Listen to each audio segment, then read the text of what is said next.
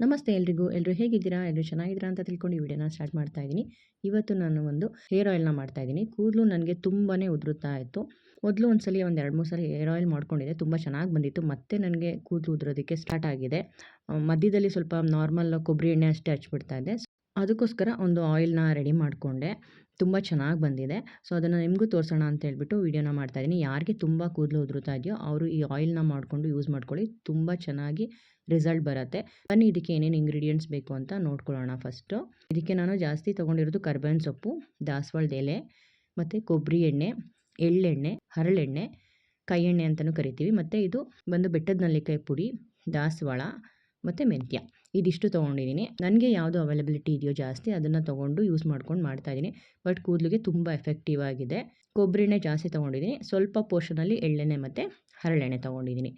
First ನಾನಿವಾಗ ರುಬ್ಕೊಳ್ಳೋದಕ್ಕೆ ಕರಿಬೇವು, ದಾಸವಾಳದ ಎಲೆ, ದಾಸವಾಳದ ಹೂವು, ಮೆಂತ್ಯ ಎಲ್ಲ ಹಾಕ್ಕೊಂಡು ರುಬ್ಕೊತಾ ಇದ್ದೀನಿ. ಫಸ್ಟು ಇದನ್ನು ಚೆನ್ನಾಗಿ ರುಬ್ಕೊಂಡ್ಬಿಟ್ರೆ ನನಗೆ ಎಣ್ಣೆಲಿ ಹಾಕಿ ಬೇಯಿಸ್ಕೊಳ್ಳೋದಕ್ಕೆ ಈಸಿ ಆಗುತ್ತೆ ಅಂತ. ನೀವು ಯಾವುದೇ ಇಂಗ್ರೀಡಿಯೆಂಟ್ಸ್ನ ಎಣ್ಣೆಗೆ ಹಾಕಿ ಬೇಯಿಸಬೇಕು ಅಂದರೆ ಅದನ್ನ ಪುಡಿ ಥರ ಮಾಡ್ಕೊಂಬಿಡಿ. ಆವಾಗ ನೀಟಾಗಿ ಎಣ್ಣೆಯಲ್ಲಿ ಬೇಯುತ್ತೆ. ಮತ್ತು ಎಣ್ಣೆನ ತೊಗೊಬೇಕಾದ್ರೂ ಈಸಿಯಾಗಿ ಸ್ಟ್ರೈನ್ ಮಾಡ್ಕೊಬೋದು. ಸೊ ಅದಕ್ಕೋಸ್ಕರ ಫಸ್ಟು ರುಬ್ಕೊಬೇಕು. ಅದನ್ನು ರುಬ್ಕೊಂಡಾದಮೇಲೆ ಈ ಕಡೆ ನಾನು ಎಣ್ಣೆನ ಕಾಯೋದಕ್ಕೆ ಇಡ್ತಾ ಇದ್ದೀನಿ.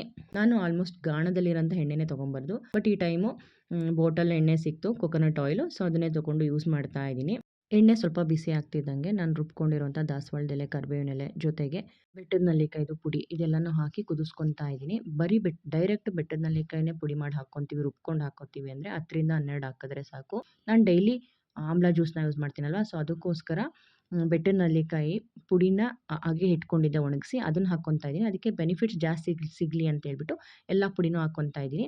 ಎಲ್ಲ ಚೆನ್ನಾಗಿ ಕುದ್ದು ಇನ್ನೇನು ಇಳಕಬೇಕು ಅಂದಾಗ ಹರಳೆಣ್ಣೆ 200 ಗ್ರಾಮ್ ಹರಳೆಣ್ಣೆನ ಹಾಕ್ತಾಯಿದ್ದೀನಿ. ಅದ್ರ ಜೊತೆಗೆ 150 ಗ್ರಾಮ್ ಎಳ್ಳೆಣ್ಣೆ ಹಾಕ್ಕೊತೀನಿ.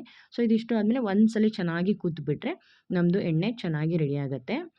ನಾನು ಬೆಟ್ಟದ ನೆಲ್ಲಿಕಾಯಿ ಪುಡಿನ ಹಾಕ್ಕೊತಾ ಇದ್ದೀನಿ, ತುರಿದಿರೋ ಅಂಥದ್ದು. ನೀವು ಬೆಟ್ಟದ ನೆಲ್ಲಿಕಾಯಿನೇ ಡೈರೆಕ್ಟಾಗಿ ಕೂಡ ಹಾಕ್ಕೊಬೋದು. ತುರಿದು ಫ್ರೆಶ್ ಆಗಿರುವಂಥ ಬೆಟ್ಟದ ನೆಲ್ಲಿಕಾಯಿನ ಹಾಕ್ಕೊಬೋದು. ನಾನು ಡ್ರೈ ಮಾಡ್ಕೊಂಡಿರುವಂಥ ಬೆಟ್ಟದ ನೆಲ್ಲಿಕಾಯಿ ಪುಡಿ ಹಾಕ್ಕೊಂಡೆ. ನಾನಿಲ್ಲಿ 1 ಲೀಟ್ರ್ ಕೊಬ್ಬರಿ ಎಣ್ಣೆಗೆ 200 ಗ್ರಾಮ್ ಹರಳೆಣ್ಣೆ ಮತ್ತು 150 ಗ್ರಾಮ್ ಎಳ್ಳೆಣ್ಣೆ. ಸೊ ಇದಿಷ್ಟು ಹಾಕ್ತಾಯಿದ್ದೀನಿ ನೋಡಿ. ಇವಾಗ ಒಂದು ಕುದಿ ಬಂದ ತಕ್ಷಣ ನಾನು ಆಫ್ ಮಾಡಿಬಿಡ್ತೀನಿ. ಎಳ್ಳೆಣ್ಣೆ ಮತ್ತು ಹರಳೆಣ್ಣೆ ಏನು ಜಾಸ್ತಿ ಕುದಿಯೋದು ಬೇಕಾಗಿಲ್ಲ.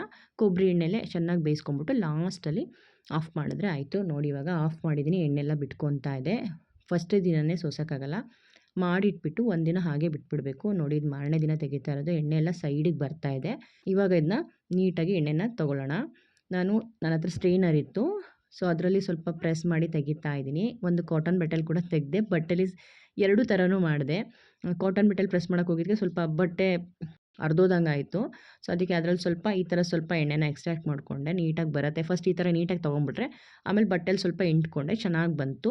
ನನಗೆ ಹೆಚ್ಚು ಕಡಿಮೆ 1.5 ಲೀಟ್ರಲ್ಲಿ 1.25 ಲೀಟ್ರಷ್ಟು ಎಣ್ಣೆ ಬಂತು. ತುಂಬ ಘಮ ಘಮ ಅಂತ ಇತ್ತು ಎಣ್ಣೆ. ನೋಡೋದಕ್ಕೂ ಅಷ್ಟೇ ಒಂಥರ ಕಲರೆಲ್ಲ ಚೇಂಜ್ ಆಗಿತ್ತು. ನೋಡಿ ಇದು ಇವಾಗ ಹಚ್ಕೊಳ್ಳೋಕ್ಕೆ ಅಂತ ಇಟ್ಕೊಂಡಿದ್ದೀನಿ. ಸೊ ಇದಿಷ್ಟು ಎಣ್ಣೆ ಬಂದಿದೆ. ಇವಾಗ ಬಾಟ್ಲಿಗೆ ಟ್ರಾನ್ಸ್ಫರ್ ಮಾಡ್ಕೊಂಬಿಡೋಣ. ಎಣ್ಣೆ ಅಂತೂ ಎಷ್ಟು ಚೆನ್ನಾಗಿತ್ತು ಗೊತ್ತಾ. ನನಗೆ ಅದ್ರ ಸ್ಮೆಲ್ಲೇ ಚೆನ್ನಾಗಿ ಅನಿಸ್ತಾಯಿತ್ತು. ಎಲ್ಲ ದಾಸವಾಳದ್ದು, ಕರಿಬೇವಿನ ಸೊಪ್ಪು ಘಮ ಘಮ ಅಂತ ಆಯಿತು. ಮೆಂತ್ಯ ಎಲ್ಲ ಹಾಕಿದ್ವಲ್ವ.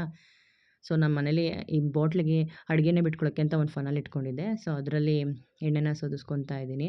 ಸೊ ಇದರಲ್ಲಿ ಇಟ್ಕೊಂಡ್ಬಿಟ್ರೆ ನನಗೆ ಒಂದು 2-3 ತಿಂಗಳು ಬರುತ್ತೆ. ನಾನು, ಮಕ್ಕಳು, ಅಮ್ಮ ಎಲ್ಲ ಹಾಕ್ಕೊತೀವಲ್ವ, ಚೆನ್ನಾಗಿ ಬರುತ್ತೆ. ನನಗೀಗ ಆಲ್ರೆಡಿ ಯೂಸ್ ಮಾಡ್ತಾಯಿದ್ದೀನಿ. ಒಳ್ಳೆ ಎಫೆಕ್ಟ್ ಕೊಟ್ಟಿದೆ. ನೀವು ಕೂಡ ಮನೇಲಿ ಟ್ರೈ ಮಾಡಿ ನೋಡಿ. ತುಂಬ ಚೆನ್ನಾಗಿದೆ. ನನಗೆ ತುಂಬ ಕೂದಲು ಉದುರುತ್ತಾ ಇದೆ. ಅದಕ್ಕೋಸ್ಕರ ಯೂಸ್ ಮಾಡ್ತಾಯಿದ್ದೀನಿ. ನೀವು ಒಂದ್ಸಲಿ ಟ್ರೈ ಮಾಡಿ ನೋಡಿ, ನಿಮಗೂ ಇಷ್ಟ ಆಗುತ್ತೆ. ಒಂದ್ಸಲಿ ಮಾಡ್ಕೊಂಡು ಬಿಟ್ಟರೆ ಒಬ್ಬರಿಗೆ ಅಂದರೆ ಈ ರೀತಿ ಒಂದು 6 ತಿಂಗಳು ಆರಾಮಾಗಿ ಯೂಸ್ ಮಾಡ್ಬೋದು. ಎಣ್ಣೆ ಏನು ಹಾಳಾಗೋದಿಲ್ಲ.